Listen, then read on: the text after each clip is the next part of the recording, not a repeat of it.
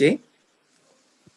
Now, good afternoon, everyone. I'd like to make you all welcome to the Guild EAC's Gender Based Violence Conference today, November 25th, 2020.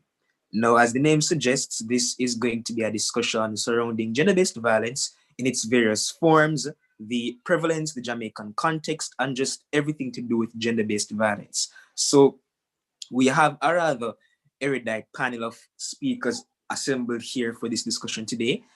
And before we get into that discussion, we have a mini documentary to display for you all to enjoy prior to the commencement of the panel discussion.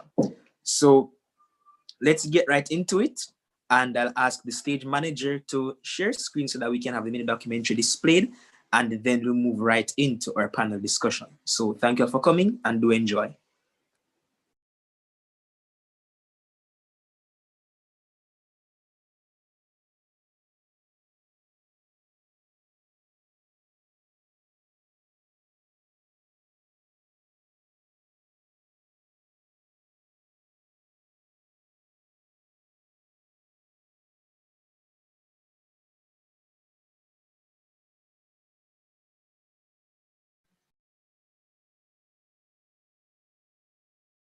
What is gender-based violence? Gender-based violence, or GBV, is one of the most common and widespread human rights violations. GBV is violence directed against someone on the basis of their gender or sex, which results in physical, sexual, or psychological harm. These acts violate an individual's human rights. GBV is most commonly perpetrated by men against women, girls, and other vulnerable people. However, men can also be victims of gender violence. Who are the perpetrators? Non-partner violence is violence inflicted by someone you do not know well, like strangers, acquaintances, or colleagues. However, violence is generally perpetrated by someone you are close to. This is known as interpersonal violence, which is perpetrated by either a friend or a family member. Intimate partner violence is perpetrated by someone you are in an intimate partner relationship with, a lover, spouse, or an ex-partner.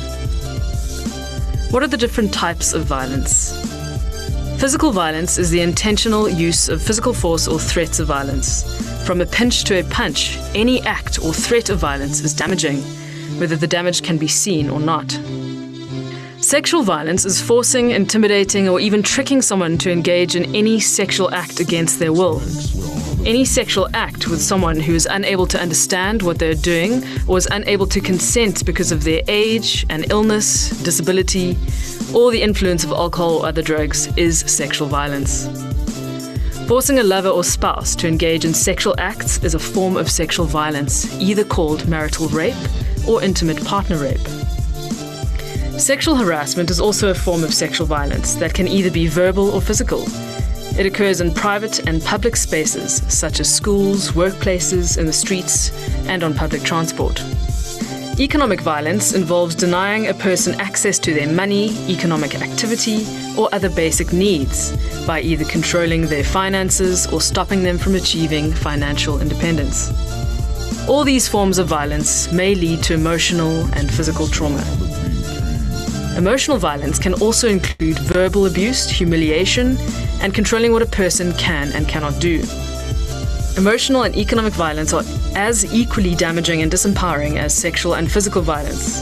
These types of violence are often misunderstood or ignored by people, even those we turn to for help, like the police, the courts, and other support structures. No matter who you are, where you live, or who is inflicting it, GBV is never acceptable.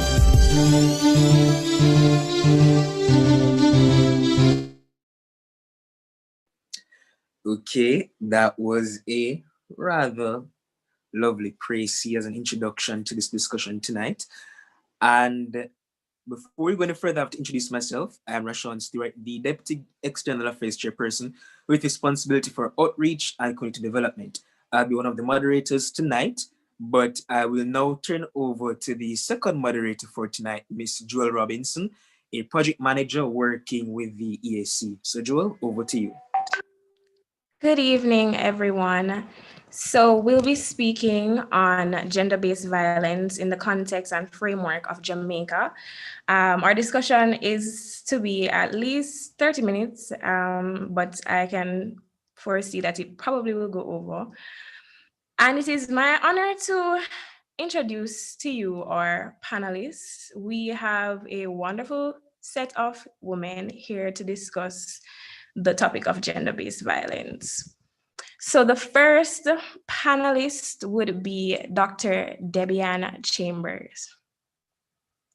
So Dr. Debian Chambers, she is a counseling psychologist and she's the head of the UWI Counseling Service. She and her staff provide a wide range of mental health services at the UWI Mona community. She's also the sexual health and sexual harassment advisor, and so she's responsible with assisting persons in filing claims for sexual harassment and for the promoting and supporting sexual harassment prevention initiatives on campus. She is very passionate about being involved in student-led workshops, as she believes that dialogue really changes things. So our second panelist is Mrs. Davian Hilton. Mrs. Davian Hilton is the Chief Executive at I Am Glad I'm a Girl Foundation. She is a political advocate, a women's rights and children's rights activist, and she currently serves as the Chief Executive at I Am a Girl Foundation and is the Vice President of We Change UWI. Our third panelist is Jamila Romance. She holds a Bachelor's of Science in Psychology and a minor in Criminology. She's a social worker at the Bureau of Gender Affairs with a passion for youth development.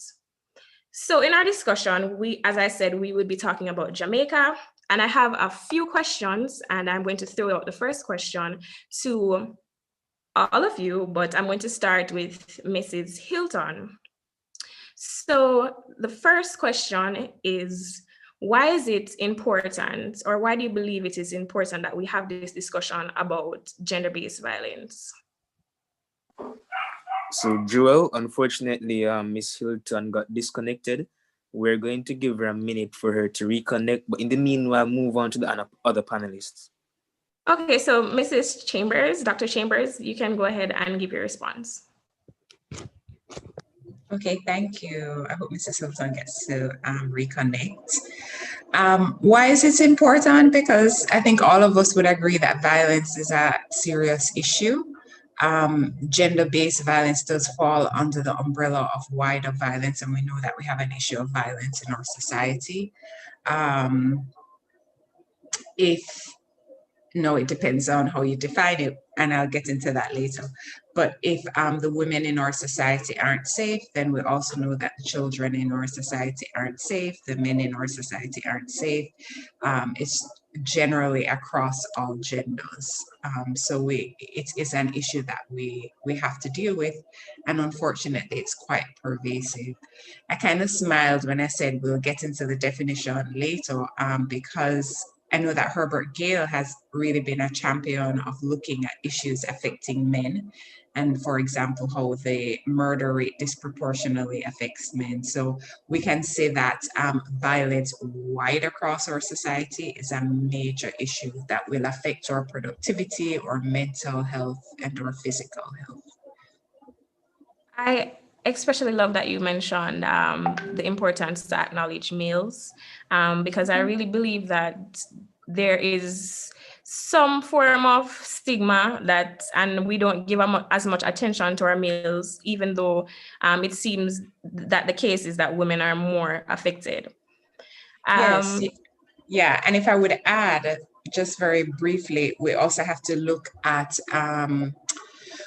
our brothers and sisters in the LGBTQ community. So if you're thinking of transgender males, transgender females, or gender non-conforming persons, violence spreads across. But I do know today, perhaps we're looking at issues of violence against women, and we know that the issues of sexual violence, etc., harassment disproportionately affect women. So, yeah. Okay, so I see that Mrs. Hilton is back. I'm going to direct the question. If you'd like me to repeat, that's fine. I would like you to repeat, thank you. Okay, so the question was, why do you feel it's important, or why is it important that we discuss this topic of gender-based violence, and especially in Jamaica, since that's the framework that we're working with? Yes, thank you. It's very important that we discuss it, because in discussing it is how we get to understand the problem so that we can address it. We have a problem in Jamaica and the Caribbean, because the Caribbean and South America, is one of the highest instances of gender-based violence.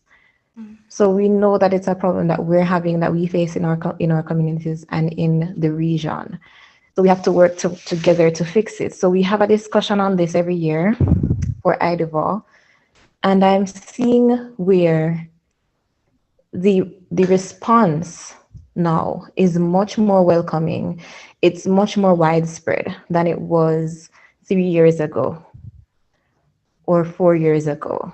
When I first started the work of activism and participating in these sorts of ventures, it was with a lot of resistance to the topics.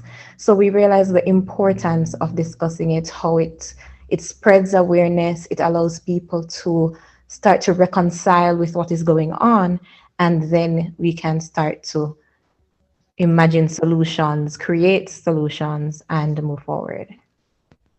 I definitely share those sentiments. I from personal experience, I've noticed that when in all forums, that when we talk about it, when you know better, you can do better. And sometimes people just don't really understand the what they're doing. And if they're understanding the how important it is for them to act accordingly and act in the correct manner, then they can change their actions. So I really believe that discussion is important. I would like Miss Romance to give her sentiments on the question, why is it important, or why do you believe it's important to have this discussion?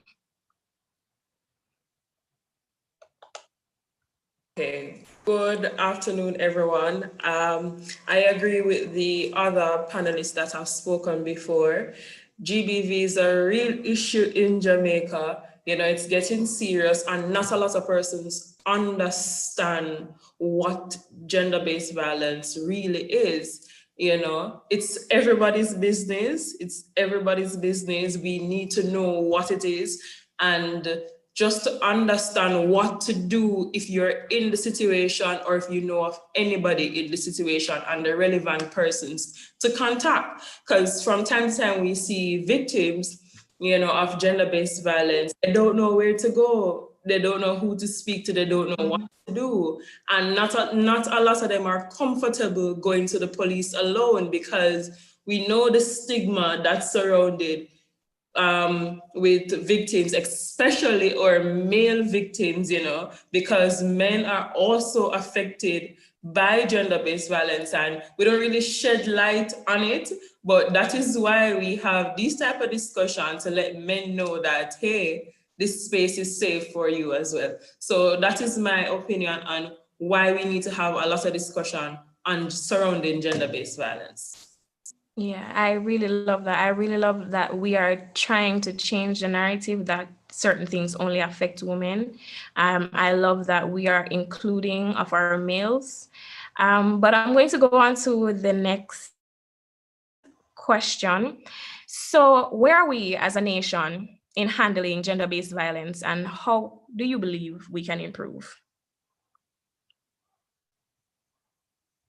I'm throwing that out to any one of you, but I'd like responses from all. Okay, all right, so I'll go ahead. So where Jamaica is in terms of gender-based violence. So I work at the Bureau of Gender Affairs, and the Bureau is committed to eliminating gender-based violence, especially violence against women. Today was a IDVAW banner event. It's 16 days of commemoration. So we start today on the 25th, and we go throughout the 10th of December. Our color is purple. So that's just one approach that we take every year. But separate and apart from that, we have our Spotlight initiative, where we go out and we sensitize persons on the various topics that's affecting women mostly, as well as men, but women and girls. We know that domestic violence, human trafficking, and sexual harassment is on the rise. And so we go out, we sensitize everyone. We have other programs, but our Spotlight initiative program is one of the biggest ones that we have to combat this problem. Okay, I love that. I just want to point out that this was not planned, but I just happened to be wearing a purple sweater God works in mysterious ways. I would love to hear from Miss Hilton, your response. Yes, we have a far way to go. So we make strides, but we have to acknowledge where where we need to move forward.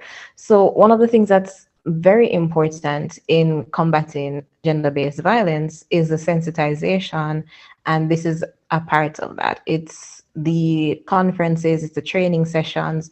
It's also going into the communities, finding out what's happening, and training people on bystander training. Bystander training is something where people who are seeing instances of abuse can act. So in every community, you're going to know what's going on. You're going to see a lot of the instances occur, and yet nothing is being done. You will watch an instance of abuse happen, and the first thing that they'll do is take out their phones and record. And that's how we get a lot of these videos that we see coming out. And after that is when the intervention can happen, because that's when it's people are seeing it and so can respond. But what about the people who were there in the moment? They may be afraid to respond. They may be afraid that they will get repercussions from it. They may just not be aware that it's something that they have a hand in, something that they can affect.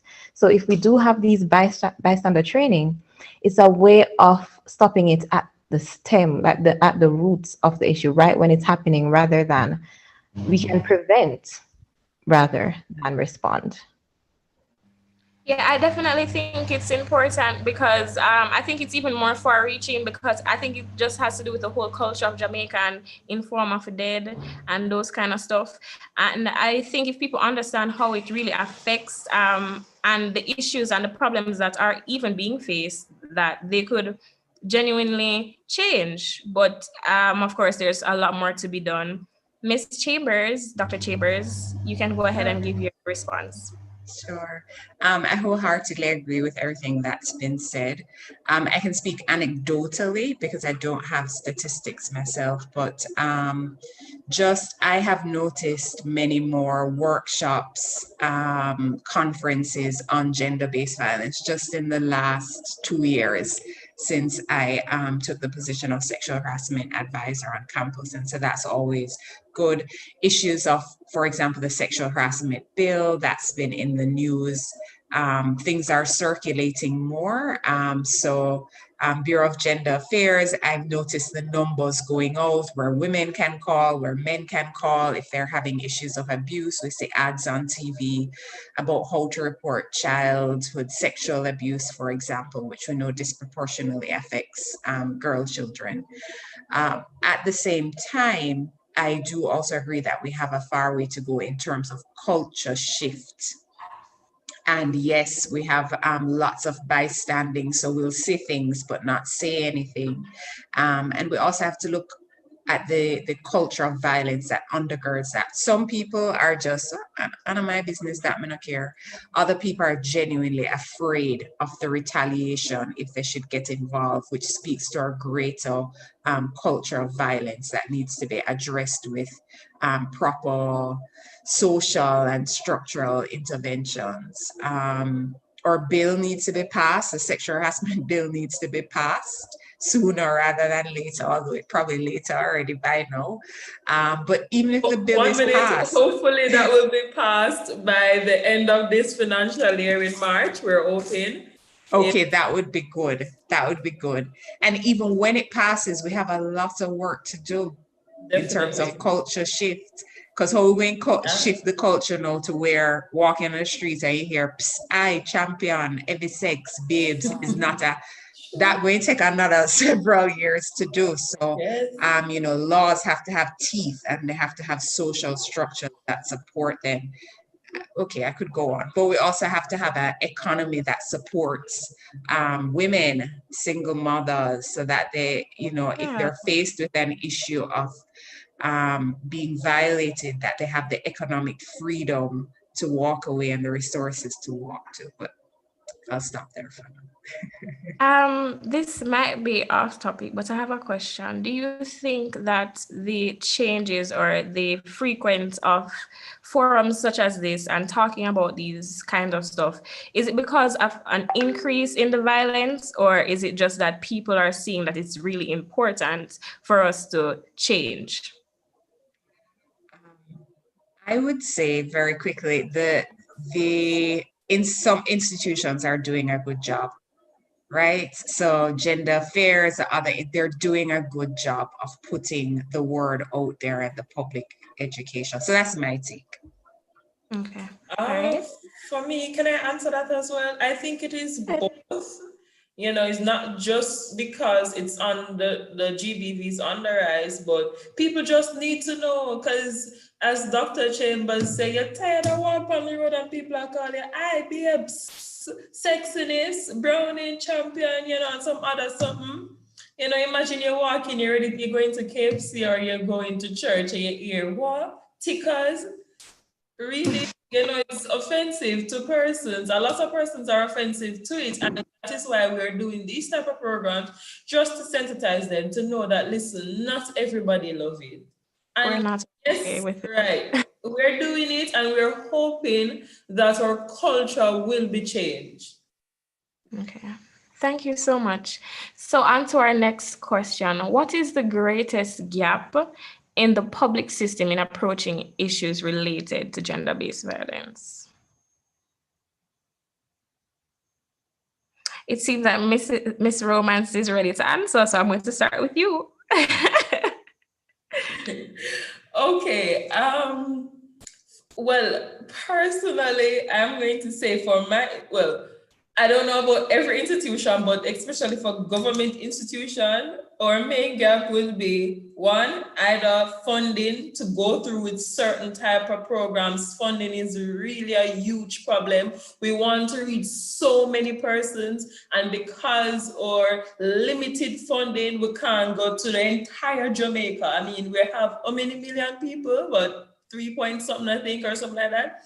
We can't reach everybody, but we have to try with little and hoping that that little will go a long way, you know. So that is one of the things that's one of the gap. I think that's where we're having a problem really in terms of GBV, and also to access certain communities, certain areas. It's really a challenge. Some areas you don't want, not that you don't want to go, but because of funding or because of your organization stipulation, you know, and your safety as well, you can't go in certain you can't go in certain communities, and that's just logical, you know. We want to reach them, you know, one-on-one with them and so forth, but you really can't, and that is our issue. Even in some rural areas, we can't drive to, you know, it's not easily accessible, you know. With persons are afraid. Social workers sometimes will tell, though we go out in the field, you know, and we go various places, but sometimes our directors or managers will say, think about your safety, you know. So those are the little things that, you know, affects us really, or the gaps where we can't reach everybody pertaining to gender-based violence. Okay. Ms. Hilton? So I can speak from the perspective of civil society organizations because that is where I work. It's funding is a huge issue for us as well, because everything that we do is mostly volunteer work. It's all volunteer work. So people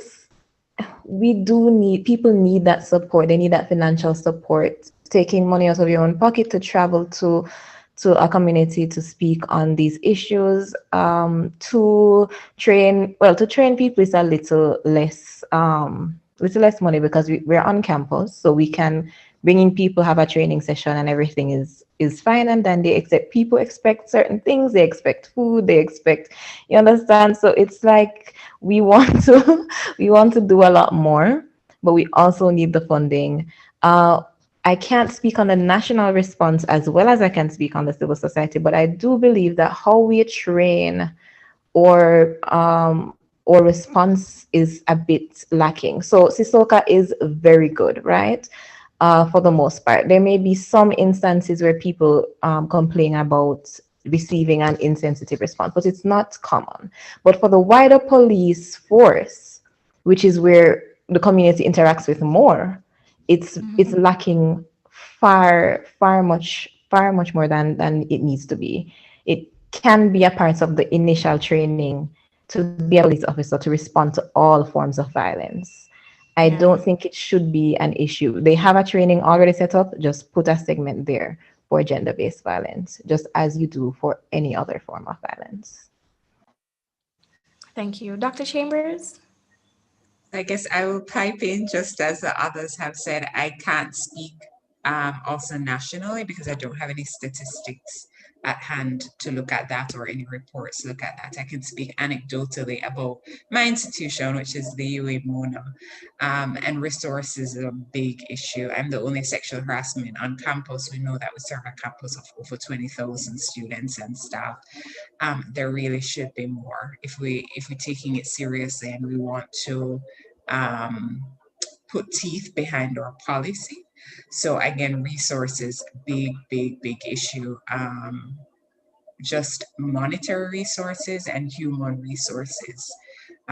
Training, of course, is a very important area. So I would encourage students to advocate to the guilds for more trainings, more workshops like this, so that we can fill the gap.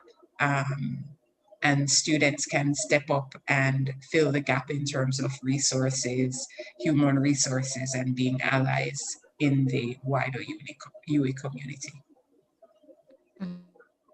Thank you so very much. So our fourth question is, what are the barriers that exist in creating a climate for a better awareness in gender-based violence, and how can we resolve the barriers that are there?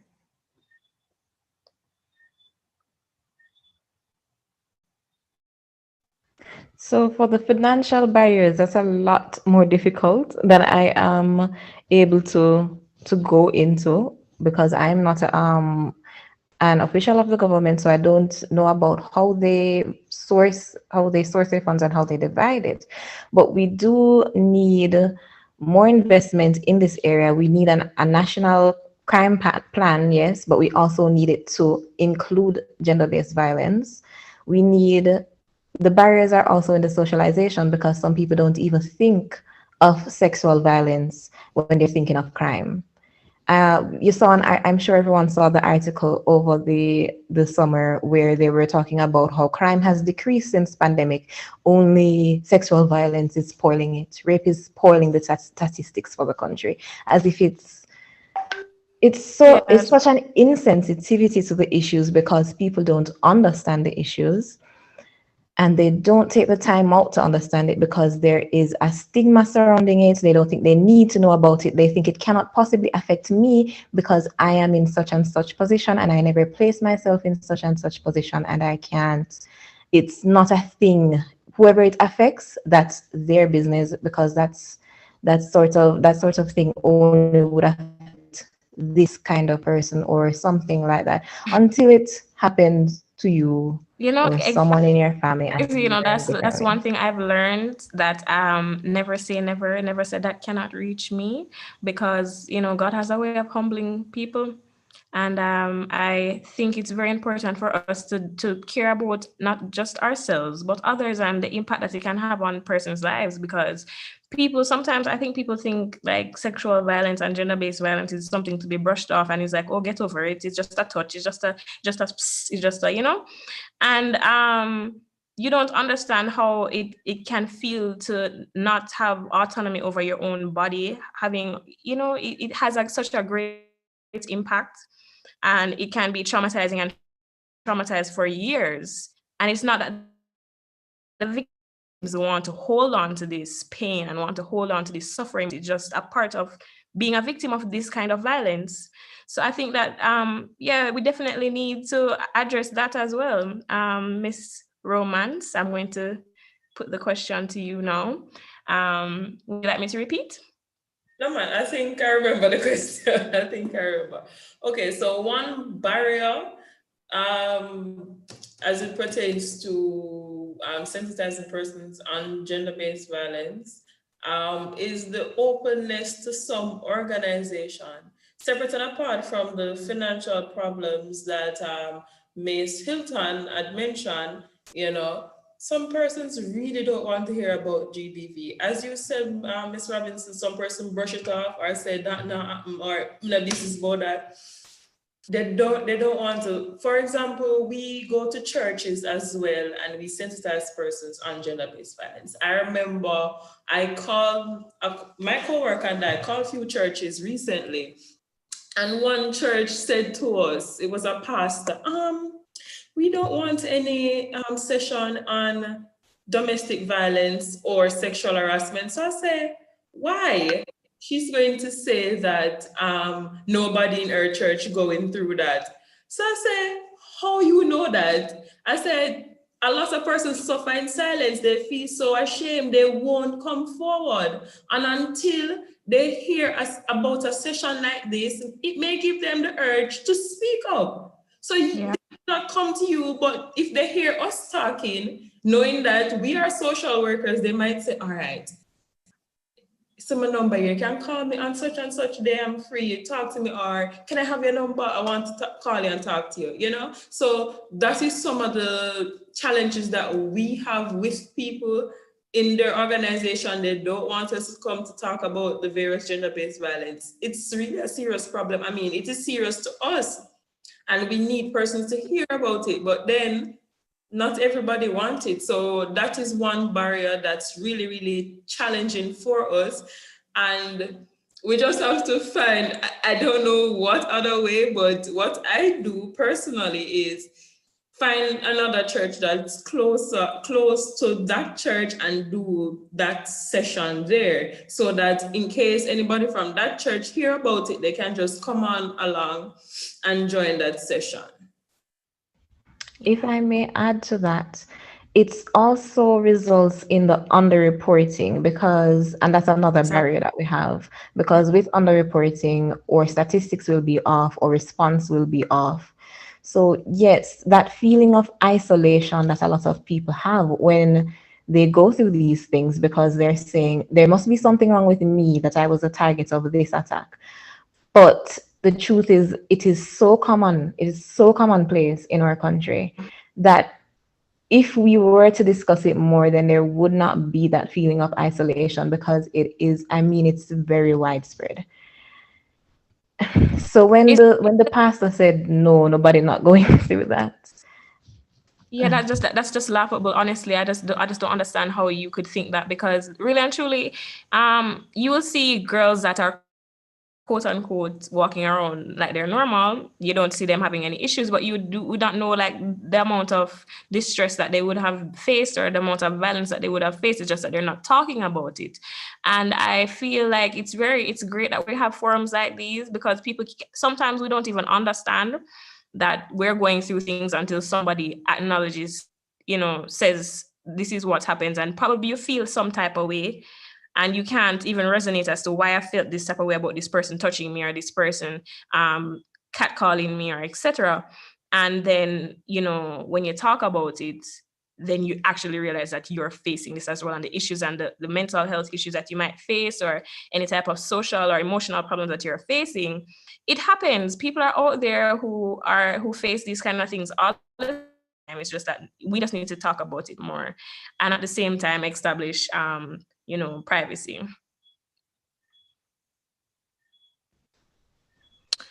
So that was our final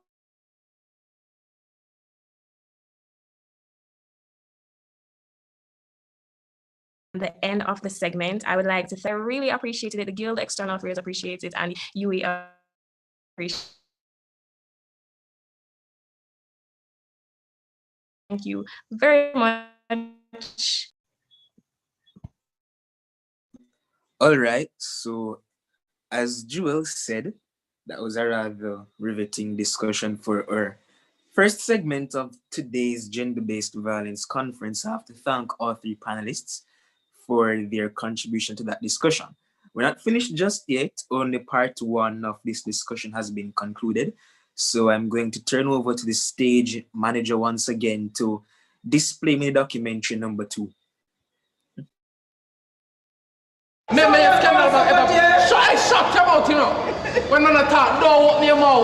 It is no secret. Jamaica experiences reports of domestic violence. Sometimes he beat me in front of the picnic them. There is no excuse for abuse, and the government has implemented a plan with the hope of beating domestic violence out of the country.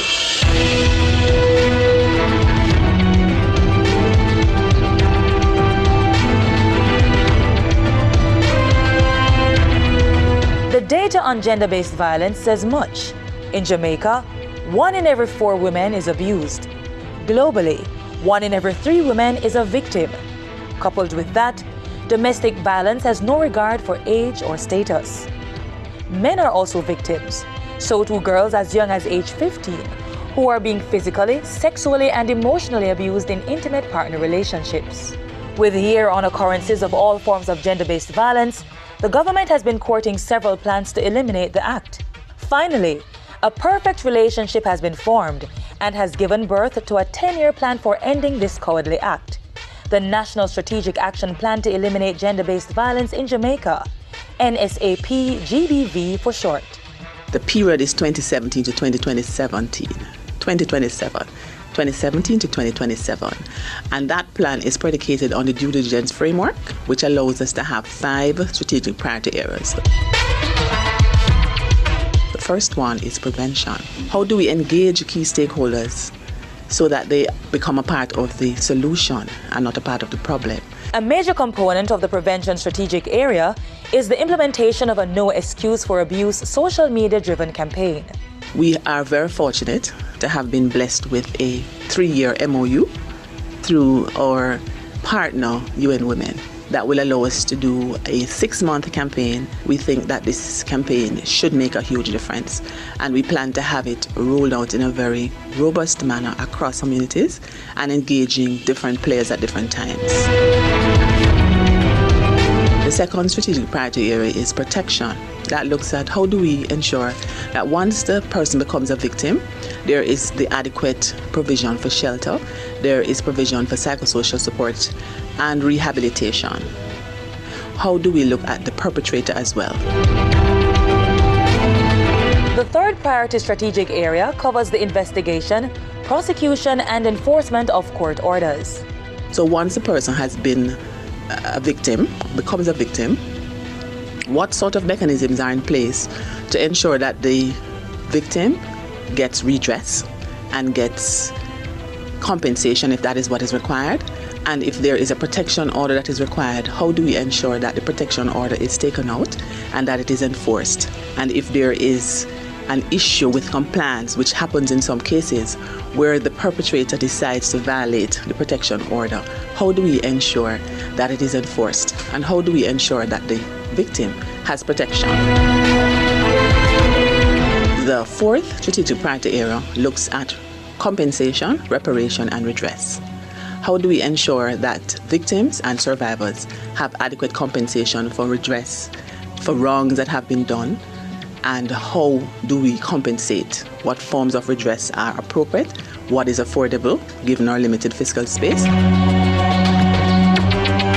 fifth and final strategic priority area is data collection and the systems by which we have a management of data. Gone are the days where persons talk from their heads about gender-based violence, because we now have a survey findings, a set of survey findings that's put together in a report. It's called the Women's Health Survey, and that survey for us is very important. Released in 2017, the Women's Health Survey was conducted by the Inter-American Development Bank, UN Women, and the Statistical Institute of Jamaica. It provides facts, not anecdotal information about the violence some persons face.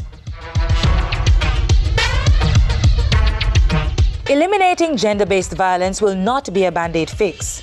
With the help of local and international partners, government has crafted a research-driven program to involve major stakeholders. The goal is simple yet revolutionary: to bring an end once and for all to this scourge that has crippled families and impacted our country psychologically and financially.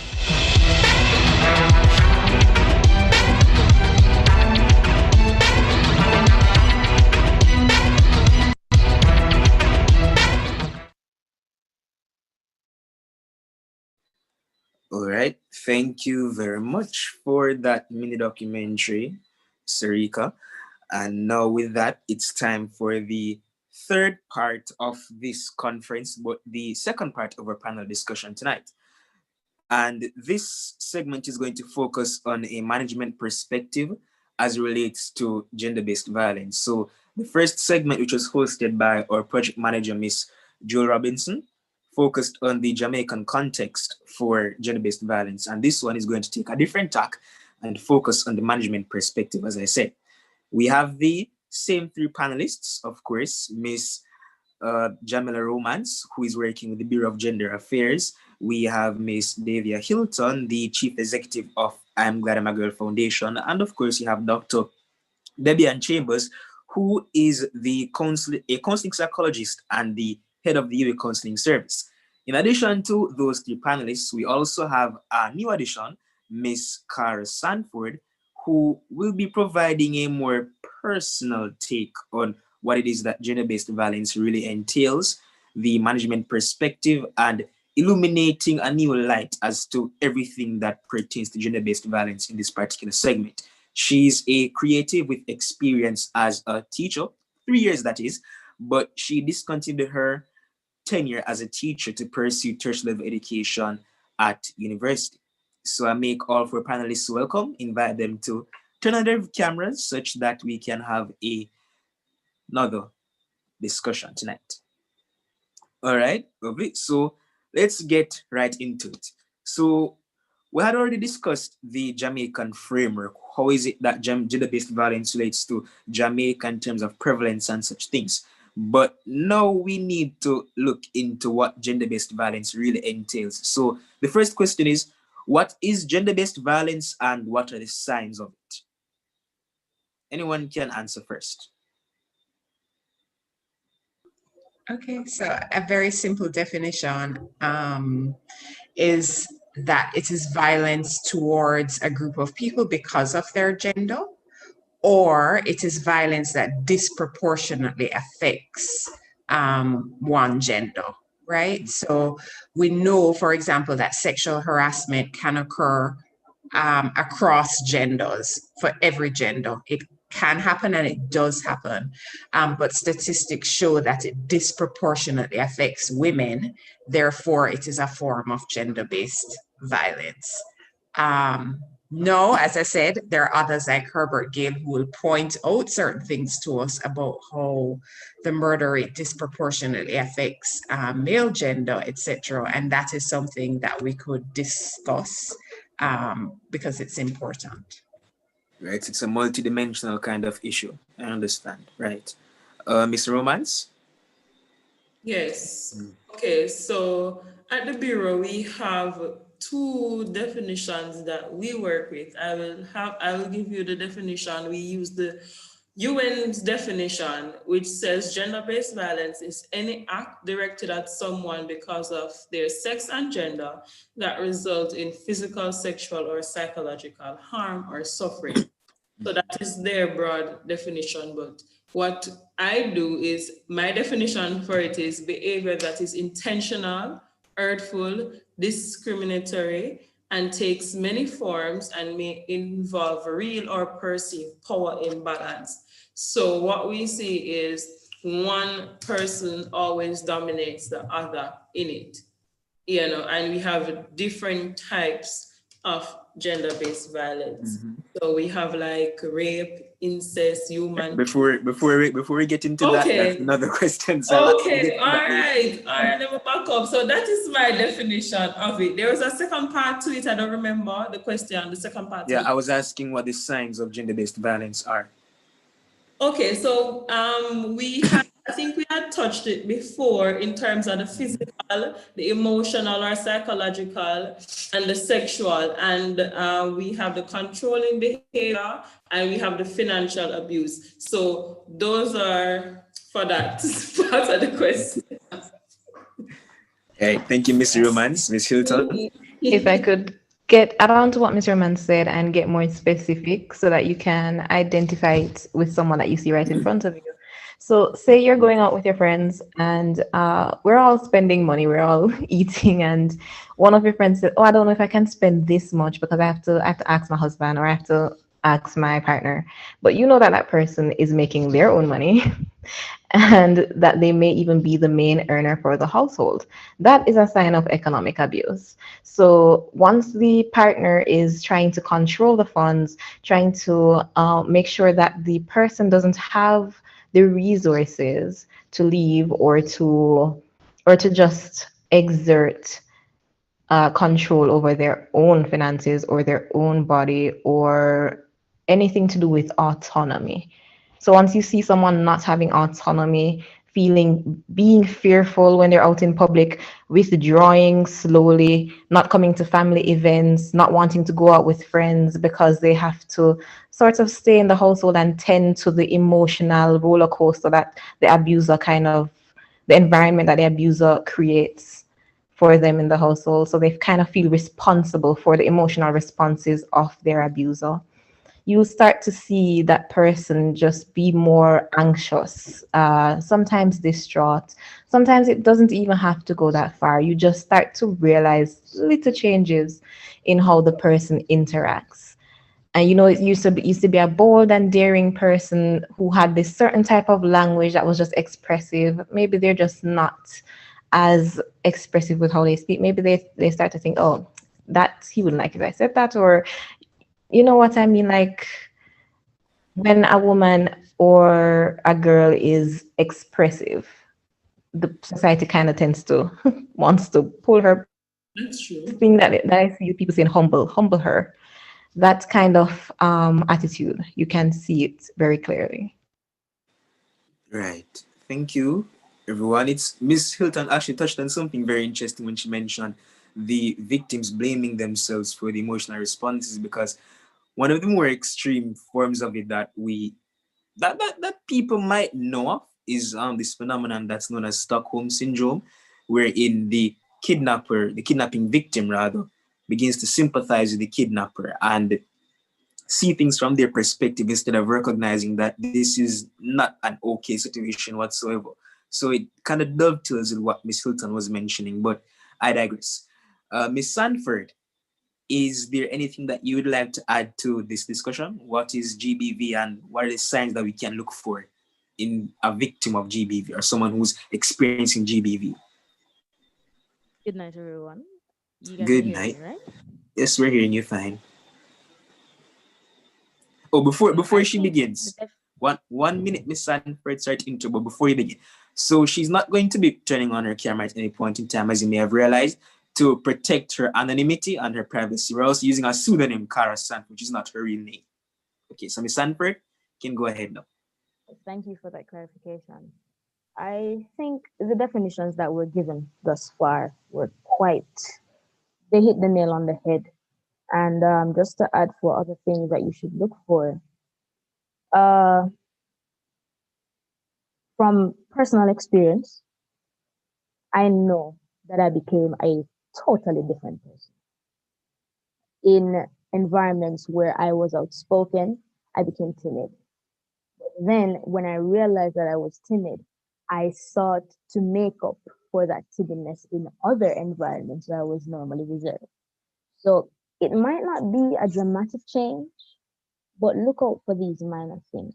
They might start wearing different types of clothes.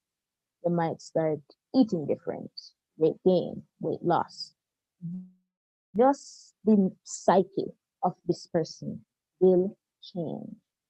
No matter how good you are at hiding it, it will show. And, I guess that's what I have to add to that. Okay, thank you very much, Miss Sanford. That's a highly appreciated contribution. Yes, Miss Yeah. Romance? Can I say something before we go on? Go right ahead. You see, the psychological or emotional abuse and financial abuse, we tend not to, touch that because we can't see it really. You know, it's not like the physical where we can see the bruises, or the sexual where we know you were being raped or sexually assaulted, you know, but the emotional start, that's the main one, and that triggers the other types of abuse, you know, because at the bureau, we have clients where we come in and we simply doing our little checks, you know, and we say, which color do you prefer, blue or red? Clients will say to us, you know, that I can't answer that. I'll have to ask my husband which color he prefer, or which one suits me before I can give you, you know, an answer. Like, oh, that is really, really bad, you know. And we have the financial one where there was this other client where she lives with her spouse, you know, she works in New Kingston, but he works in Half-Way-Tree. So he'll drop her to Half-Way-Tree and gives her only $200 per day. Just $100 to take the taxi to New Kingston, and then the other $100 to come back to Half-Way-Tree after work. And he picks her up and takes her home, you know. So we see the controlling of your money, you know, really, really serious. And from time to time, when I do presentation, I always hear, so what about for those females that go to UA or go to UTech, go to college, and be involved with the older men and taking their money, if that is control, if that's financial abuse? And we normally say, no, that's not really financial abuse. You know, that's different. That's a different thing. That's just, I don't want to say conning or manipulating the man just to get his money. That's different. But financial abuse is very serious, and it's here in Jamaica, and it's real. A lot of persons go through it, you know, and it's not just anybody in just a low job. You know, you have top managers, top directors that's going through these type of things, you know, especially the emotional or psychological and financial. But because you can't see it, you know, we tend to brush it off or ignore it, you know, but it's really real. And it is we normally hear that person say, I bet him did lick me more than talk to me, so or deal with me, so, because that wouldn't hurt so much, you know. Right. If I could add to that too, because I think that's so important what you're saying. Something that I have noticed in my practice is that, all right, so let's say I'm gonna stay with women. Some women in abusive situations will find themselves with men in heterosexual relationships who are quite wounded, right? And obviously, and feel a certain guilt to stay and help the man fix himself. So he's only putting me down because he had an abusive mother, he had an abusive situation. And when he's not in a bad mood, he will cry or he will tell me what's going on. So there is a certain amount of, we hear the term gaslighting happening. We hear the term narcissistic abuse a lot.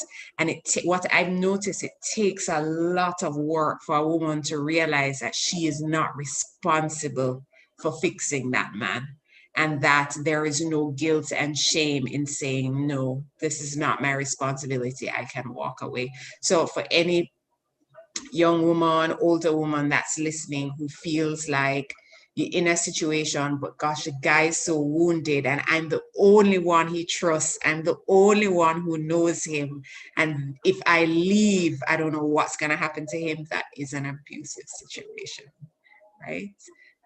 You're not the rehab for anybody else. If the person is not willing to seek their own professional help, then they're not really ready to change. So, right. So on that note, Miss Sanford has something she'd like to add. So Miss Sanford, go ahead. Yes, Miss Romance and Dr. Chambers said two things that were very important. Miss Romance spoke to the perception of what gender-based violence can look like and the classification of it. When you will speak about it, you hear many say, well, what about the young girls that are with these older men and so forth? I think the narrative of the what about needs to change, because when you speak about women are being abused, well, what about the men? Let's face it, 1 in 8 women would have faced either attempted or completed sexual assault in their lifetimes. And when you get to the physical, it's going to be 1 in 3. And then when you break down the ages before 30, it's 60%. It is disheartening and it is heartbreaking. We need to get rid of the what if. I'm not saying that men shouldn't be valued and taken care of, but we are looking at the main group being targeted. And when Ms. Chambers spoke about rehabilitation, no one, a man or woman, you are not a rehabilitation center. And I remember when a particular incident happened and I was in the relationship became abusive and controlling. And when I decided to end it, one of the reasons why I had shut down the way I did, I went to my mother for solace. And when we were fleshing out the situation, one of the questions that she asked me was, did I consider his past experiences in him? And I froze. Because what does that have to do with me? Of course, I'm not going to do things that are going to trigger you, but also I'm not going to let your past hold me as a prisoner to fixing you. Because when I fix you, I am learning all of your trauma additionally to mine. And who helps me to unlearn that? And I think that's something that we need to put into the heads and the minds of many people. Right. Well, this is actually turning out to be a much more insightful discussion than I had initially anticipated.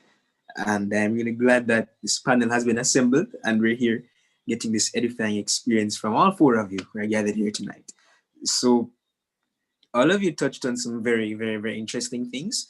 In particular, Miss Romance earlier with the preempting the question I had planned to ask with the types and categories of gender-based violence. And of course, Miss Sanford just now with the psychosocial and medical frameworks that we need to explore further on. Those are things for the 3rd segment of this discussion. So we'll get to them right now. But the next question is about the categories and types of gender-based violence. So what are the types or the categories and what distinguishes them?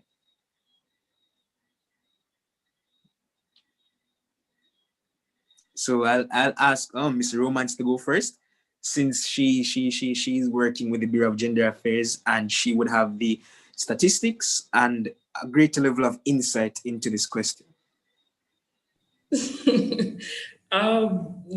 Not so much the stats because it depends because I'm in the community side, in terms of going detail for the statistics, that's not really me. I didn't get that. It's more of the policy and documentation side of the Bureau that deals with that and could give you details in that. But we know 1 in every 4 females in Jamaica is being abused. 1 in 5 are sexually abused. That's the statistics that we're getting.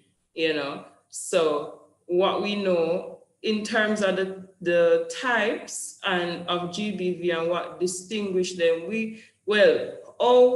our presentation is set up. We have the types being physical, psychological or emotional, sexual abuse and the financial abuse. That's our types. Or forms would be the other one that you say is for the 3rd segment. And we basically went through how we distinguish them. So I'm not sure if it's something else separate from that you're looking for. No, if there's any further detail, you can definitely add them. But if it's already been covered exhaustively from segment 1, you can move on. Yeah, I think we have basically touched it because the physical involves the what you call bruises and such. Mm-hmm. Yeah, so the bruises. So we have the punching, the hitting, the choking, the burns, the stab wounds, all of those stuff. For the emotional, you have the threats, the coercion, the humiliation. For sexual, it is always forced, always forced. So you'd have a rape, sexual assault, forced sexual activities. And for the financial, it's really controlling your money. You know, you don't have any autonomy over your money. So your partner comes, when you work, your partner comes and say, come, put on all of the paper on the table and I'll give you the exact amount to go to work. You know, we have cases where for the physical, you know, it's not just the men beating the women, you know, but we have cases where the man, you know, one case where he wanted to, you know, man and man will link up on a Friday evening, play two domino, have two beer. And every time the man ready for leave to go out, the lady eat the plug in the iron, and when it's hot, rub it on his foot bottom. You know, yeah. So we have things like that. We don't know the controlling thing already, so they manipulate you. We have red flags that we tell people to look out for. So the one where it checks up on you frequently, and I'm not talking about babes, you reach your work yet? Another one them I'm talking about. I'm talking about the one that calls you every 5 minutes and it's video call. You have to have the phone like this, and then you turn the phone so you can say, see, I work my day. It's only one female in here. No male don't work with me. And for that, I'm not just talking from hearsay as well. I was in an abusive relationship. I had to go through that, you know, and other things. Sure, trust me, it's not pretty. It's not pretty. And Cara mentioned it as well, you know, as somebody that's always vocal, always have your opinion. After a while, you just basically shut up, shut down. And eventually, depending on how many years you've been in it and the intensity, you really can't think on your own again. And that affected me, where I had to call him to make certain decisions, you know. But that's how it works sometimes, the manipulation, because it's reprogramming your mind. You know, they try little things, and then they say, okay, we can increase it. And when you increase it, you still don't react to it. They say, all right, I have you know, we can reel it out and wheel it in back. You know, and that is what we're seeing. And especially for domestic violence, it is a cycle. And so that is why you see people stay in the relationship, you know. We as social workers, we don't tell them to leave the relationship. That's not wise, because that can have consequences on you. Because then we go back and say, you know, so the social worker bureau tell me to left my man, she tell me to leave, you know. And we don't know if the man, they're a gunman, then he come find me and kill me, you know. So that is why we don't tell persons to leave the relationship. We give them advice, we offer advice, you know, ask you, what is it you want to do? You know, what you think is best for you, and based on what they say, you know, we give them alternatives or whatever. I would say, okay, that is fine, but it's a cycle. And you mentioned it earlier where you say they started to blame themselves. It's because the perpetrator tells them. So in the reconciliation part, they say, you know, say you remember liquor, you know, say if you never salt the rice this evening, when get so upset and liquor, you know. That's right. That is how they do it. So the first thing in the cycle is the incident. And after the incident, it goes to, no, it's tension, then the incident. So the tension builds up, then the incident, then the reconciliation, and then it goes to the honeymoon phase where them sweet them out. You know, the man lick you don't leave, you say, boy, I want him go back to that sweet person, you know, and him come and, what is say you like chocolate and KFC, come and tell you, say, let me carry out now, we'll have chocolate, ice cream and KFC, have your favorite, you know. So you're happy again on the laugh, you know, and that is why they don't leave, because it's a cycle and it just keep going around and going around and going around. But what they don't know is, and that is why we have these type of things to say, you may never know when you don't pass the first or second stage, and that is where we have the murder-suicide thing, because them just tension build up, then the incident, them shot you, then them shoot themselves, and then that's it, you know. And that is why I'm happy for this. I hope a lot of persons tune in so that they can hear this, you know, and they'll understand what it is really, yeah, and talk out. All right. Thank you very much, Mr. Romance. You had actually gotten into the cycle, and we had actually learned about this. Well, we learned about it in first year of medical school here at U. We discussed the stages of domestic violence in particular in one of the courses that we do in the second semester. So this is actually a refresher course for me at this point in time. For Dr. Chambers and for Miss Hilton in particular, I want to narrow the question a bit. So I asked what are the types and the categories of gender-based violence, but what are the types that you've encountered specifically in your respective lines of work? So, Miss Hilton, you can go first. Okay. The types that I would have encountered are sexual violence and physical violence. Our organization, the I'm Glad I'm a Girl Foundation, is specifically geared towards empowering teen girls. So the intimate partner violence doesn't use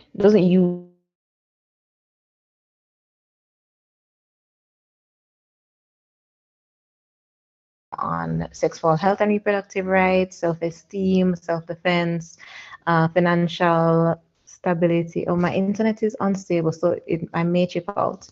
And in all of these sessions and helping them to develop a sense of self-worth and self-esteem, we realize where a lot of this is coming from is abuse.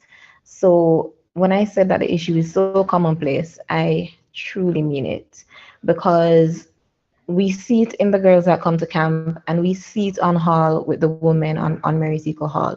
When they tell us that it's 1 in 5 women or 1 in 4, and I look at all the women that I know and all the women that I interact with, and it's like every other woman that I know has gone through something like this. So I would, if underreporting wasn't an issue, I would say it may even be 1 in 2, because it really is so profound. So the types that they go through is that, and then we have to then find a way to help them to understand that they aren't victims, they are survivors, and that they are still surviving, and they will continue to heal over the course of their lives, because healing is this continuous journey. But most people don't get that intervention.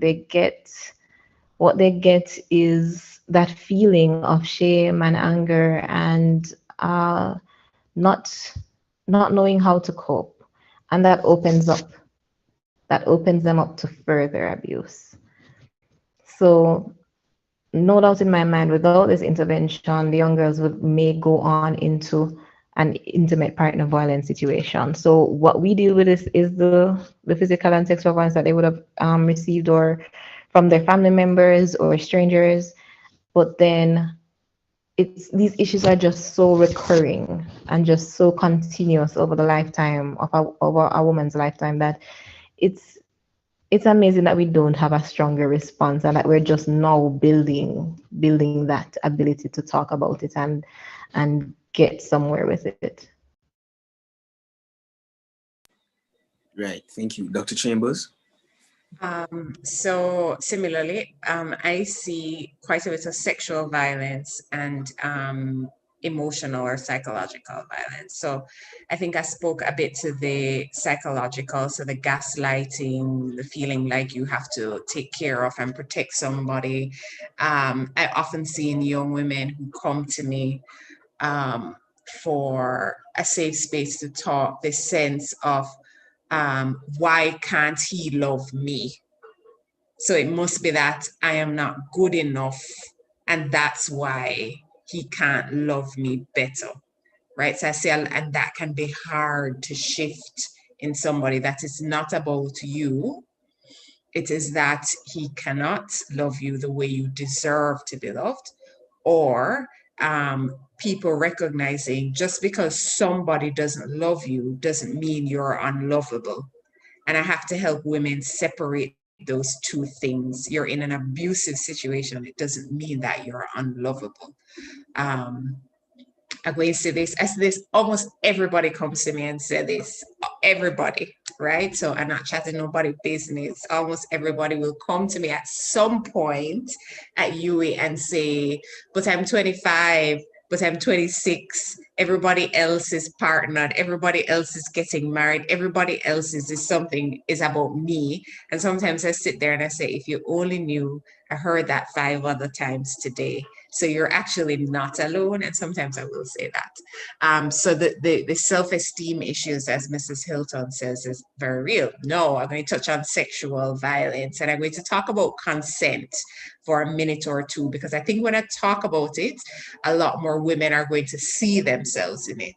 So we do talk about the very serious and very important issues of sexual assault and rape, right? And there's some legal issues in that too. I think we need to expand how we define rape legally, right? But that's a whole nother segment. What we tend to not look at is the issue of consent. The reality is whole heap of people just get nagged until the point where they're like, gosh, okay, let me just give him something and maybe he will leave me alone. That is called coercion. It is a manipulation, and it is a form of violence. Okay? So if you're not enthusiastically saying, yes, I want to have sex with you, that would be like my wildest dream. It is wonderful. If you're not saying that, if you're like, no, I don't really want to, but somebody keeps pestering you and in your skin, that's a form of violence, believe it or not. And I would say, just like Mrs. Hilton has said, a lot of women are dealing with that. A lot of women. We have to redefine the issue of consent. Consent is not wearing you down until you say yes. Consent ought to be enthusiastic and mutual. Some women also find themselves in situations where they say yes, I would like to be in a sexual encounter with you. And all of a sudden, they're being asked or forced or coerced into doing things they really didn't want to do. So just because somebody says yes to one encounter doesn't mean they say yes to the whole gamut of sexual activity. And that is something that I see a lot that is often ignored on campus. So I'm going to stop always saying I'm going to stop there because I have a tendency to go on if you let me. But please, for the young people listening, please, there is a thing called consent, and you have a right to deny, to not consent, and you have a right to enthusiastically consent to something. If it's not enthusiastic, somebody forcing it upon you. Right. Thank you, Dr. Chambers and Ms. Hilton, for that contribution, for that personal take on the question. And we're actually running a bit over time for this segment, but the final question is going to be directed to Ms. Romance and, of course, Ms. Sanford. And we had already touched on it briefly in the previous segment with Joel as moderator, but what are the most appropriate strategies that you would recommend going forwards to help combat and minimize the scope of gender-based violence here in the Jamaican context, not only from a governmental perspective, but from a community-based level as well?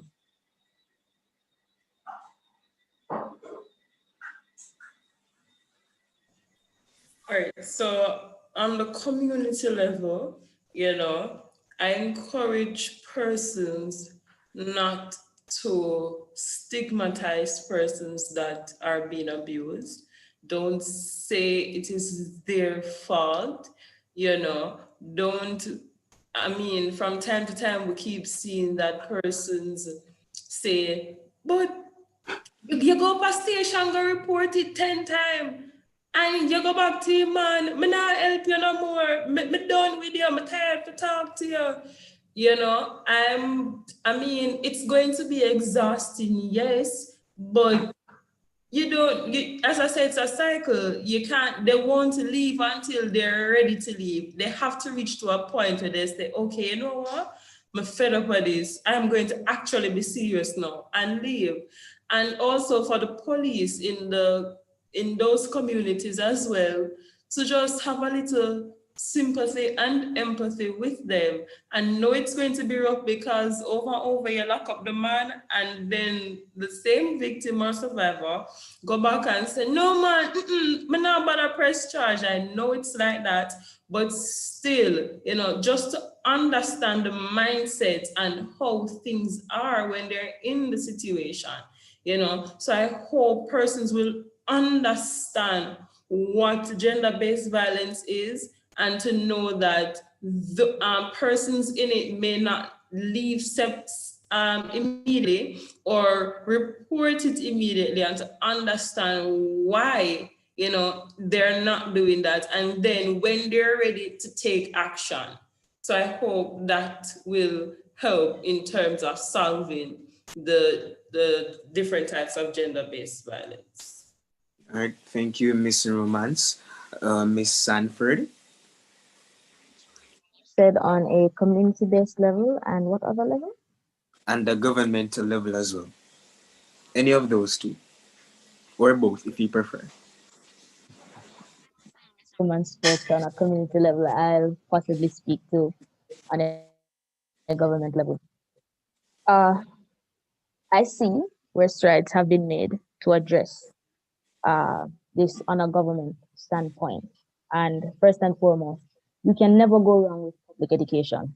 And in the first segment, you spoke about training by standards and just a motivating feeling of empathy towards persons and their situations, no matter how many times you had to speak to them before and they still go back into the situation. Also, I think the legs of the legislative arm of this government needs an adrenaline shot. It moves way too, especially during recent events when we saw the act being revised and they were talking about the validity of a report. And when you're going to look at a victim and say to her that after 12 months, your pain is no longer valid, that is insensitive, because this is something that lives with her, like it or not, for the rest of her life. She might be okay in 5 years, but something as simple as a scent, something as simple as a video can bring her back to square one. And we must give them our trust and our faith that, listen, we believe you, and we are going to get to those responsible, no matter how long it was. We also need to look at how specific these acts are. I was in an intimate relationship where I was serious. I was okay with this person being in my personal space.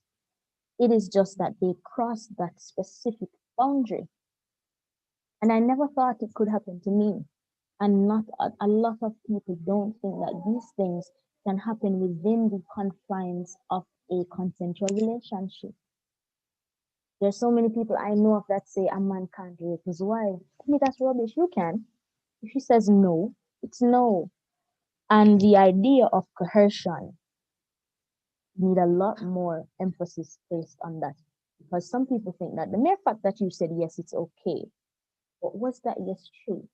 Was it coming from a place of mutual consent? So that's what I think needs to happen on the legislative arm.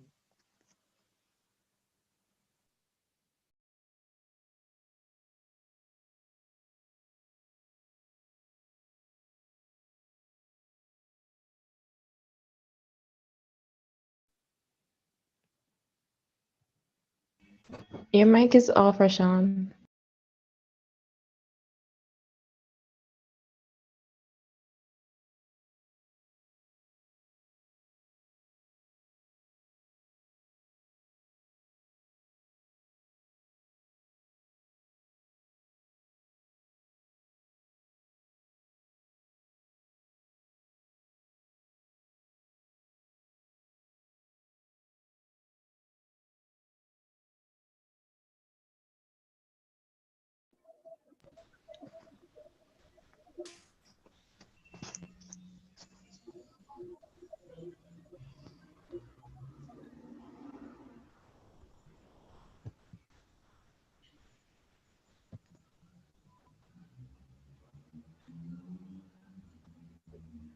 Was another question asked? I don't think so.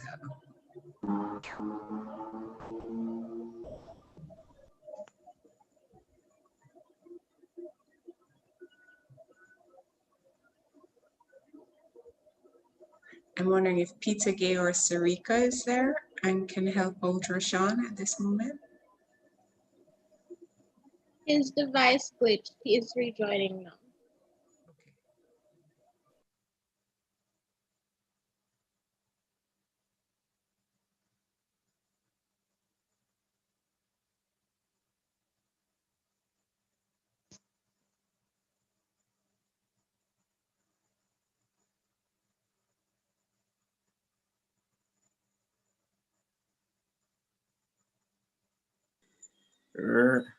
Right. So sorry about that. My device just glitched and refused to allow me to make any changes at all. But that question actually brings an end to this segment of the discussion. So I'd like to extend a very big thank you to all of the panelists who have participated avidly so far tonight.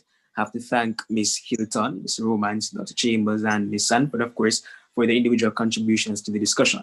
Now, we're going to have one last discussion segment after this, featuring Dr. Chambers, Ms. Hilton, and Ms. Clark, who I will introduce at the beginning of that segment. So at this point in time, we have to part ways with Ms. Romance and Ms. Sanford. But again, I'd like to extend a special thanks to both of them for their contributions, as the discussion wouldn't have been what it was without them. So thank you very much for your insight, for your edifying take on all the questions and your contributions tonight. I will turn over, of course, to the stage manager once again for the final mini documentary, and then we will move right into the final segment of this discussion.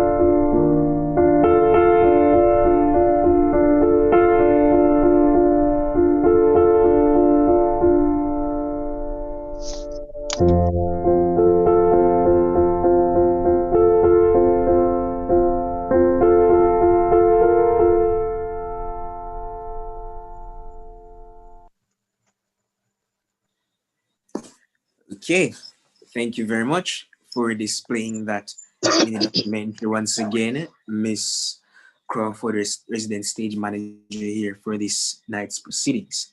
Now it's time for the fourth and final segment of this conference and the third and final segment of the panel discussion.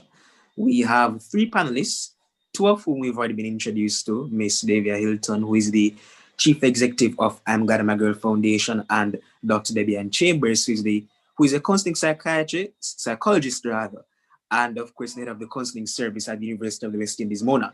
The third and final panelist for this segment is none other than Miss Florine Clark, who is an inspector working with the Center for the Investigation of Sexual Offences and Child Abuse, CISOCA.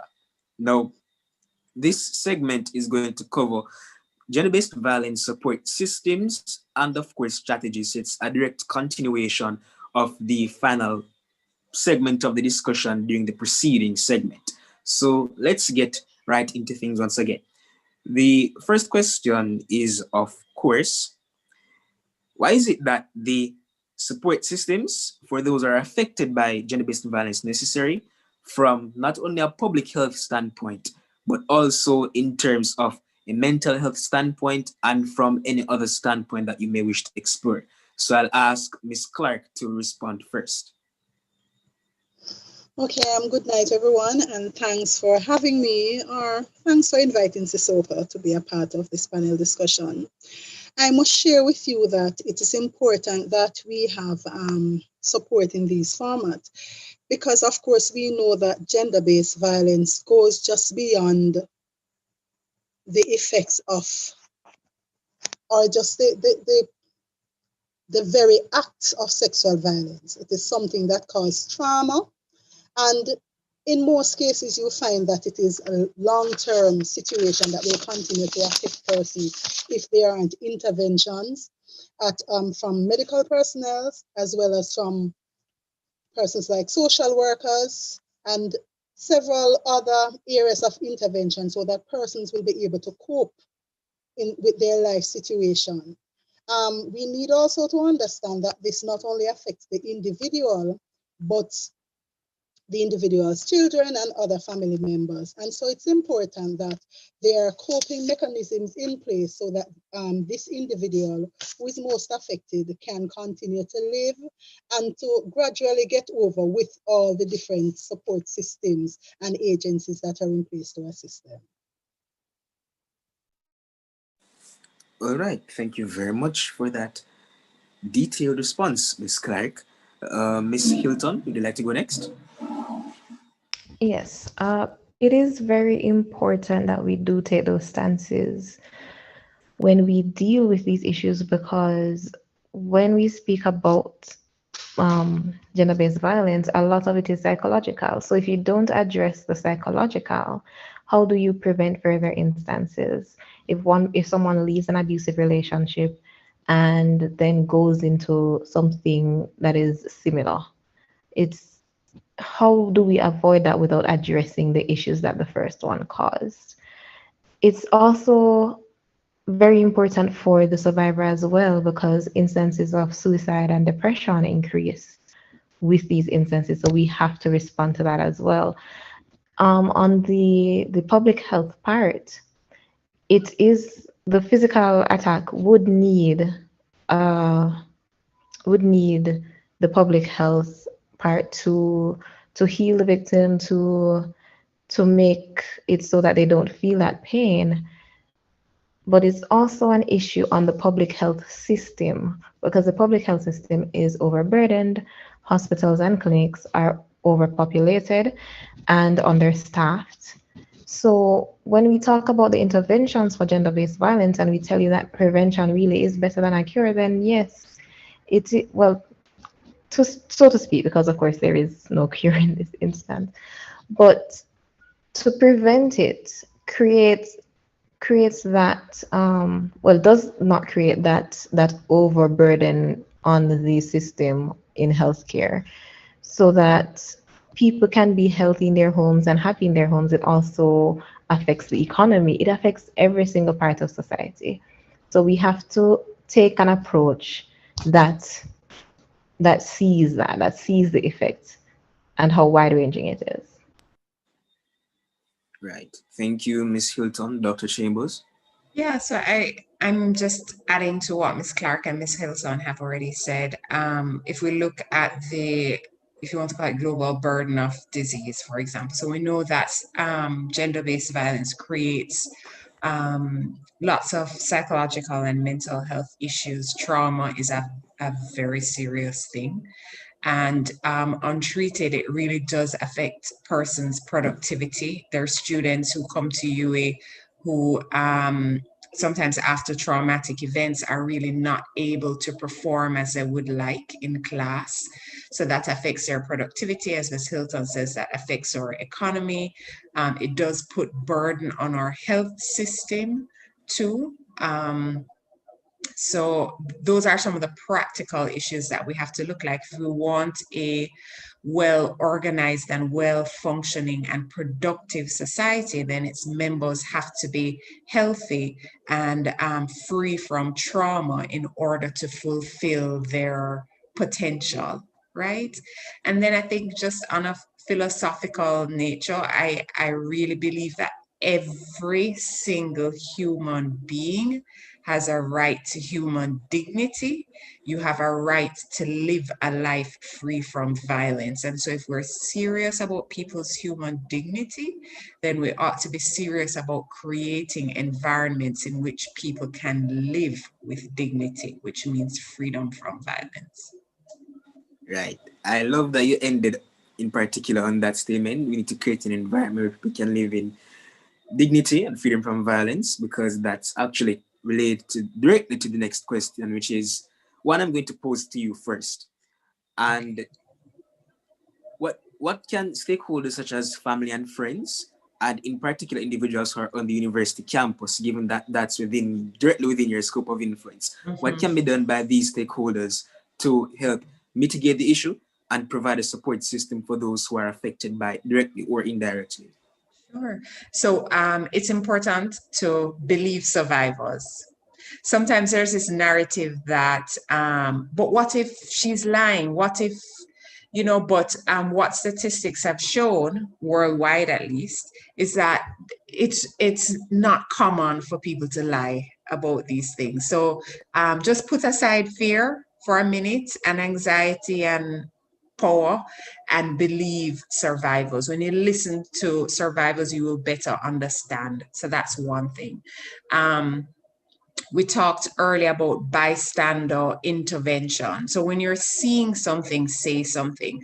So I'm not expecting, if you're on university campus and you see somebody being sexually harassed, you're going to run over and say, no, why you do that? Go. And then you might become a victim of violence. No, it might be something simple as crossing the street. Hey, weren't you coming to the library with me? Or creating a distraction or something like that. Or saying something. When you see something, going over to the person and say, that wasn't right. Are you comfortable? Sometimes you're in class and you're sitting, well, not in the pandemic, but maybe you're online and you see things that happen. Go to the person and say, I saw that such and such made a comment to you, and I think that was sexual harassment. How are you feeling? Because that can really empower somebody and go, okay, it's not me. I'm not making this up, this actually happens. So when you see something, say something and intervene. Another thing, students are quite you're much more powerful than you realize on campus, okay? So look at the sexual harassment policy. We have one, and advocate for it to be strengthened. It is not a perfect policy, trust me. It is not. So advocate, say to your guild, say to campus registrar, say to your lecturers, hey, we need to address this issue. Why isn't this issue part of our orientation regularly? Or why is it only Dr. Chambers missing every time they talk about gender-based violence? Who wants to somebody else too? Say, okay, we need more people. And continue what you're doing now, which is to have these conferences and these spaces where people can talk. So these are just a few things, but I think they're important things for a start. Right. Thank you very much, Dr.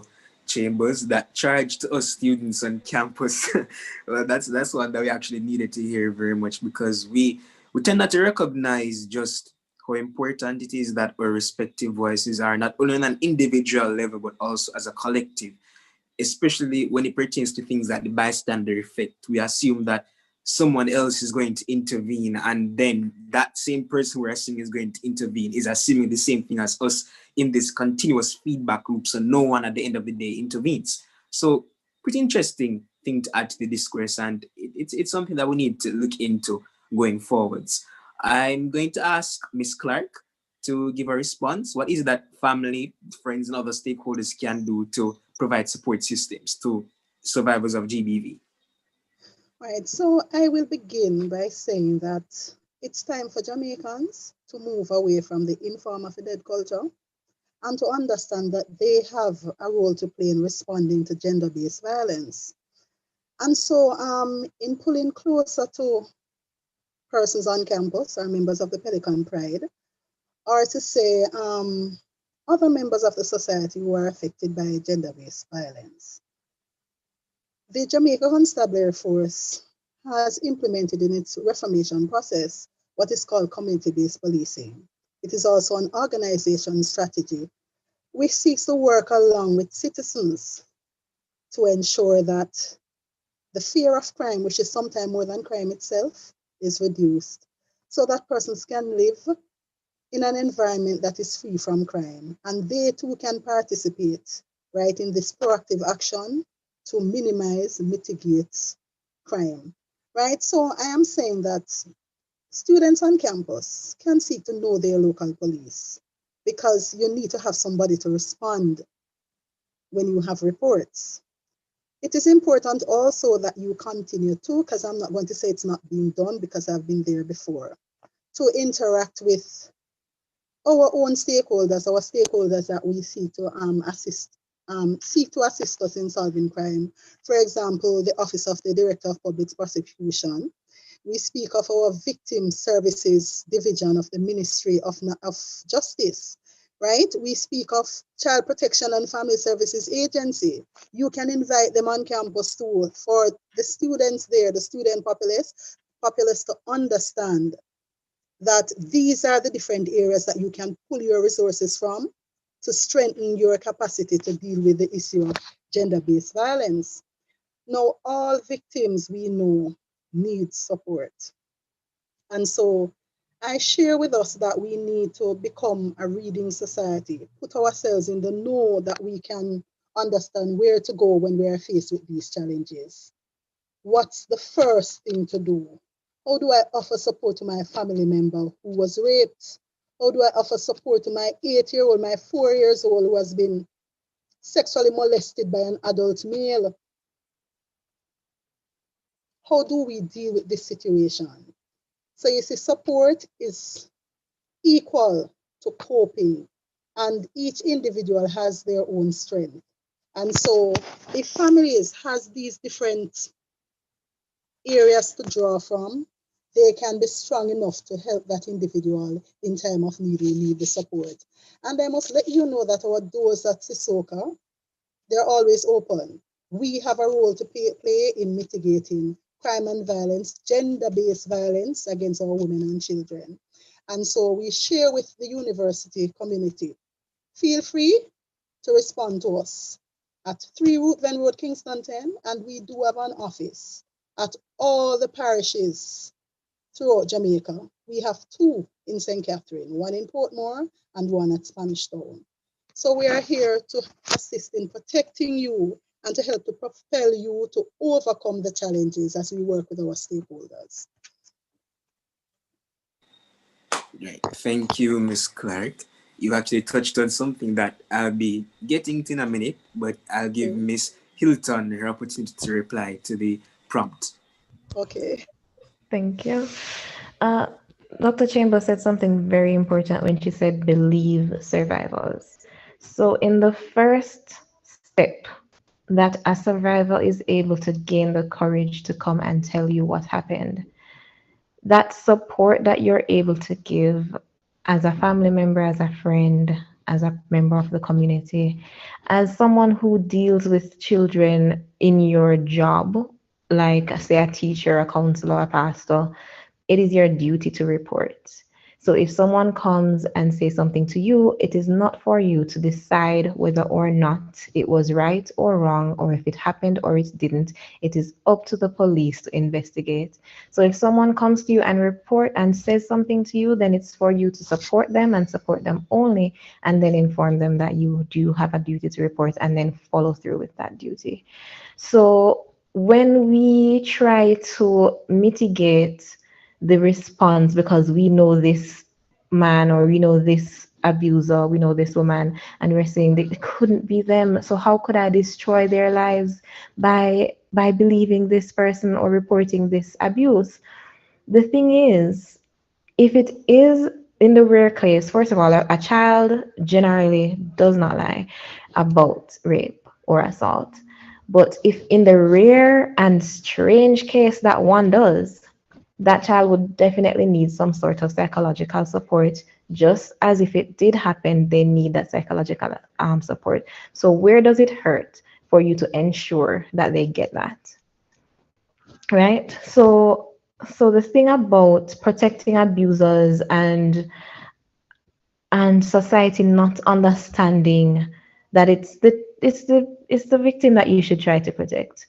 That's something that we have to change as a society. So when you talk about, so I dealt with the family response, but when you talk about society now, we have to change that. We have a duty to change that. And on the university campus, we have an even greater burden because of the fact that we are the place for higher education in the country. So we have to do the research. We have to do the sensitizations. We have to ensure that these things happen. I was at a conference or a training session for human trafficking, and they were talking about Jamaica's response. It's a very good response. It's we have our own segment to deal with that, and they do good work. But they were speaking about how there isn't enough academia behind their work. So the university needs to step up in that department, and that happens in other forms of gender-based violence as well.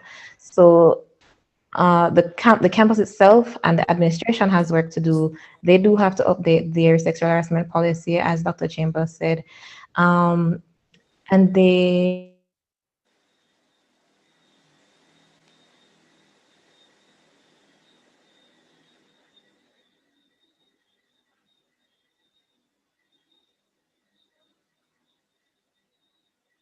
Miss Hilton, she seems to have frozen. All right, I'll give her a train moment. people. Okay. Go ahead. All right, Miss Hilton, you had frozen just a moment when you were saying that the university Okay. needs to do more. More, where was I? The university needs in to. terms of the sexual harassment policy, updating All it. right. So that needs to be updated. More research and academia needs to be done surrounding all the issues of gender-based violence. And we as students also have a duty to educate ourselves because we're in an environment for education. So there are sessions that you can become part of, including this conference and others like it. When I started university, what we had with IGIG was we had Sequel Safe Space, which we have again this year, is this Sunday, and we had the Clothesline project for Mary Sequel Hall, where people always say you shouldn't air your dirty laundry. So we get T-shirts, we get people to paint on them in different colors, signifying the different types of abuse, and they'll paint a message to a survivor, and they'll hang it on the line because we're going to air the dirty laundry. We're going to talk about the things that affect so many people.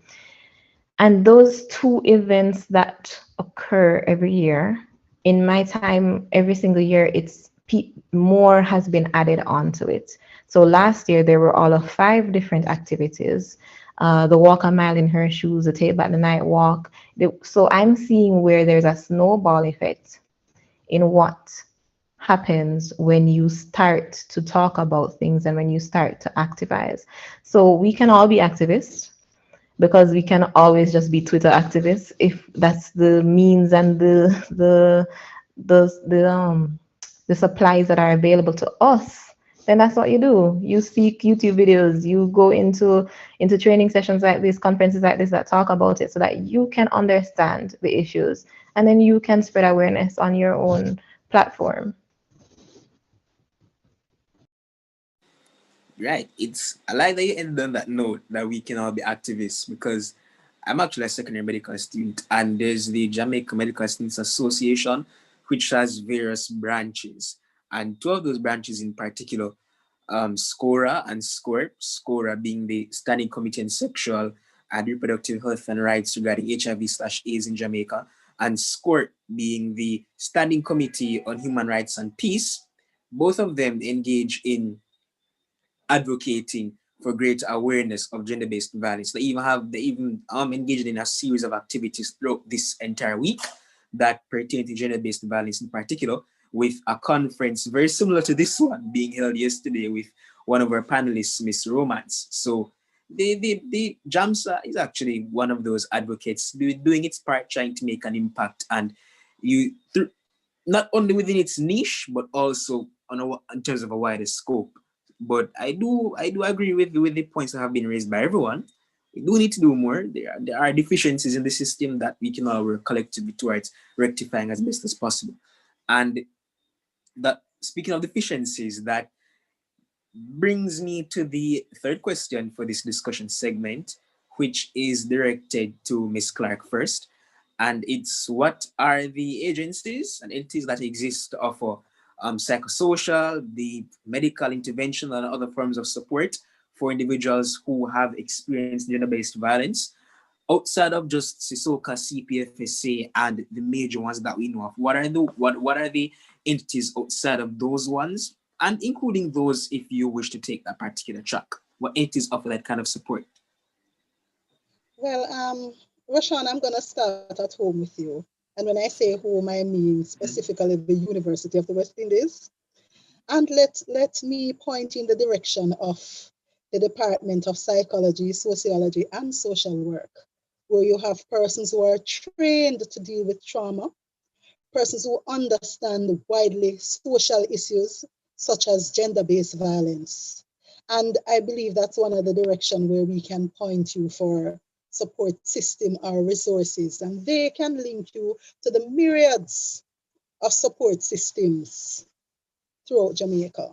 Of course, I don't know if you know that the students there are placed in different social service agencies, one of which is the Family Life Ministry that offers counseling to deal with persons who has to do with all form of trauma. And I can share with you that they do deal with victims of gender-based violence.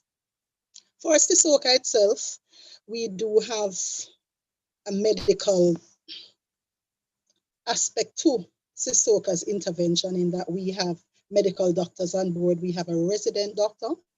And so when our clients rather come to us, they are pointed in that direction where they can get medical care. I should also inform you that we also have a link with all our hospitals, the University Hospital of the West Indies, Kingston Public Hospital, and all those in the other parishes. So those are some of the agencies we work with. Now, I would have mentioned before the Victim Services Division of the Ministry of Justice, and I chose to bring them up again because they too are keen in working with our victims. Every case that comes to us, they are referred to victim services as a part of our intervention. We also at times seek the assistance of the Microcare Center for assistance with intervention, depending on the instruction given from the courts or from within CISOCA. Because we do pull on specialization to help to support our clients to ensure that they cope and to ensure that the system of investigation is facilitated and that the end product will be one that the witnesses are satisfied that the police did their best in carrying out investigations, right, and ensuring that justice is upheld. So we are a part of the justice system and we have that role to play. I mentioned the Director of Public Prosecution's Office. They guide us in terms of laws and policies and the direction that we should go in terms of prosecution. So we are not just by ourselves as police officers. CISOCA is a part of the accept the change in terms of the modernization of the Jamaica Constabulary Force. It's not by choice. And so we have a divisional case registry where we have specialized persons who are specialists in the investigative process, and they ensure that the correct thing is done. We also interact with other departments of the Jamaica Constabulary Force. So, for example, we from time to time interact with the National Intelligence Bureau rather, and the criminal investigation branches in other divisions. There are times also when we have to step outside to the passport and immigration office to get information to assist us with investigation. So there are a wide range of agencies that we do utilize in our investigations. And how could I leave out our schools? A vast amount of the clients that we see on a daily basis have to do with our children, school-age children. And so we seek to, go out on a limb to ensure that they are educated and understand what is expected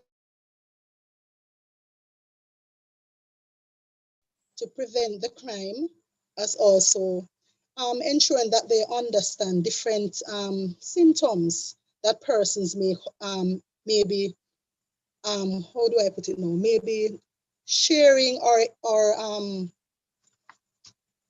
in terms of experiencing, thank you, when they're traumatized. So a child is being withdrawn, and that used to be a child that is very happy and running all around and talking, and you notice that something strange is happening, then you need to know that you can reach out to CISOCA, you can reach out to persons at the Bustamante Children's Hospitals, because we do have social workers there, and we have social workers in other ministries, right? Ministry of Education and their trauma unit, who can also call on CISOCA to commence investigation because they have identified that a crime has been committed.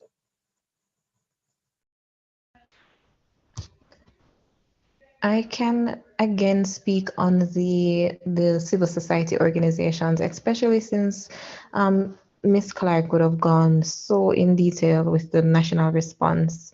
So I don't have much to add to that.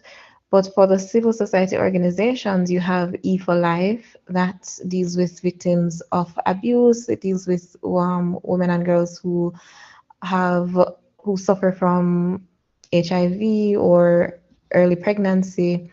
So it's one of those organizations that goes directly into the community, and then they give this voice and this training and this autonomy to these women and girls that they themselves end up within the organization training other people and going to conferences and speaking about their experience and just changing lives from the community-based level.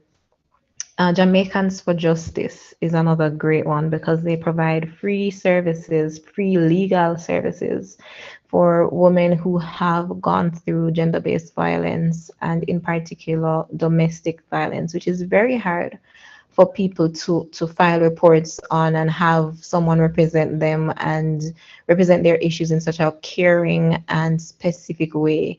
I think they have one of the best rates of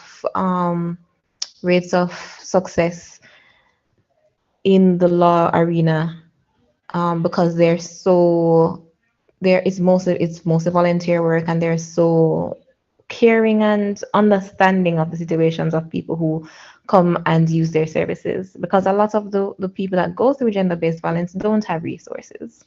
So it's important that these organizations exist for that purpose. And I guess I'll speak to more of the UA resources, and also not forgetting victim support unit. So they provide counseling and legal support in terms of counselors who are very aware of the legal system for survivors of sexual assault and other forms of gender-based violence. For person on campus now, you have the University Counseling Service, of course, which I'm a part of. So we're doing during the pandemic all virtual services, 9 a.m. to 3 p.m. Persons can call 970-1992. I will often hear that is a hard number to get through to. So know that we have started WhatsApp appointments line, and that number is 856 5758.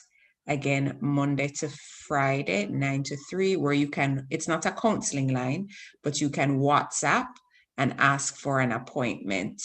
Also know at the university, we have UE Helps, which is a 24-hour counseling line.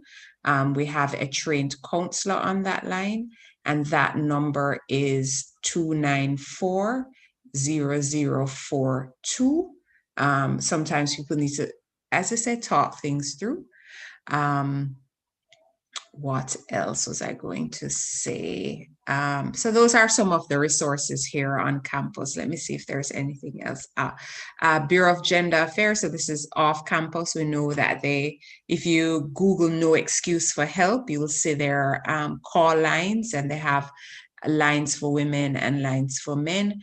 I have referred persons to the call lines and have gotten good feedback in terms of the support that they received.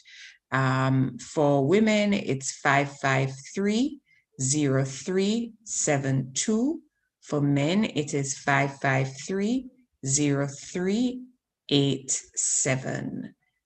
So again, these are some of the resources that we have available in the community and at UE.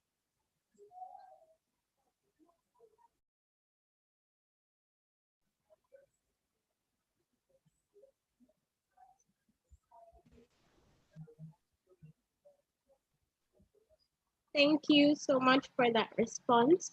We're at the moment we're waiting for our host to rejoin. He's having some technical difficulties.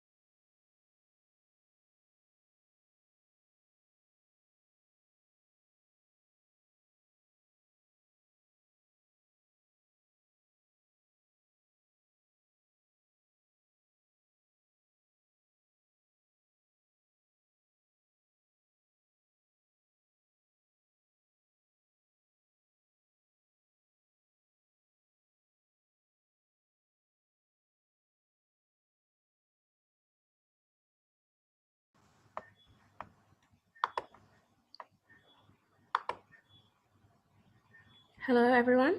Are you seeing me? Yes, we can. Yes. Yes. So Yes, we are seeing. I just want to say thank you on behalf of the Guild External Affairs Committee for each one of you who participated in this panel. It was very insightful, and I'm sure that persons Hello, everyone. Are you seeing me? I'm pretty sure persons who would have experienced gender-based violence would have gotten insight, and even persons overall would be better equipped to dealing with the situation. Thank you for just taking the time out to be here, and we're so grateful, and the community is grateful. We are, creating the change through dialogue, as Ms. Chambers would say, and I'm just happy to see that go forward. Thank you. Have a good evening. You're welcome. You too. Thanks for having us. You're welcome.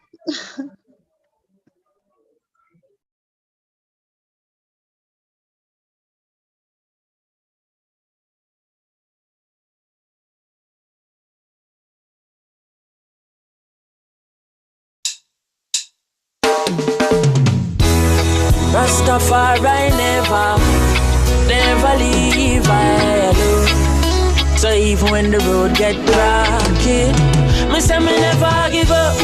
I said there ain't no giving in. And when the going get tough, I said the tough get going. My people don't give up. I said there ain't no giving in. No, Rastafari guide I and I from the beginning. Oh, a lot of youths in life say them can't take the pressure no more.